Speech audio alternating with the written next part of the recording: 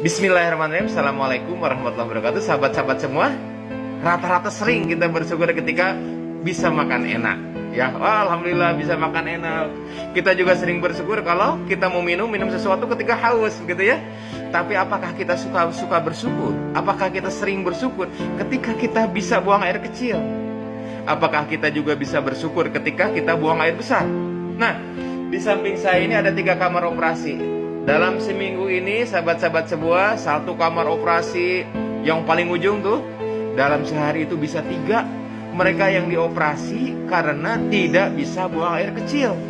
Apakah karena penyumbatan prostat, ataukah ada batu dan lain sebagainya, tidak bisa buang air kecil. Ternyata mereka harus dioperasi. Padahal ketika kita buang air kecil tiap hari, tiap pagi gitu, jarang sekali merasakan adanya lantunan syukur yang terdalam.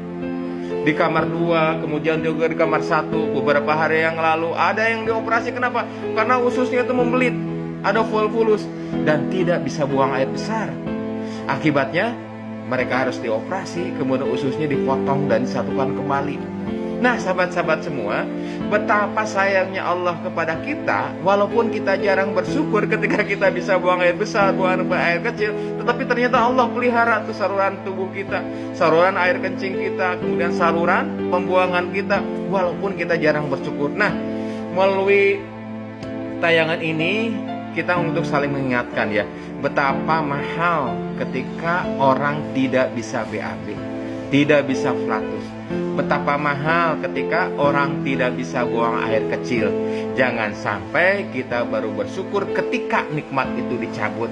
Nikmatilah bisa buang air besar, bisa buang air kecil sebagai suatu nikmat yang Allah berikan kepada kita sebagai bukti bahwa saluran itu kita sehat. Mari kita perbanyak bersyukur ketika buang air kecil, ketika buang air besar. Semoga apa yang kita lantunkan syukur tersebut bisa menambah nikmat sehat pada diri kita. Assalamualaikum warahmatullahi wabarakatuh.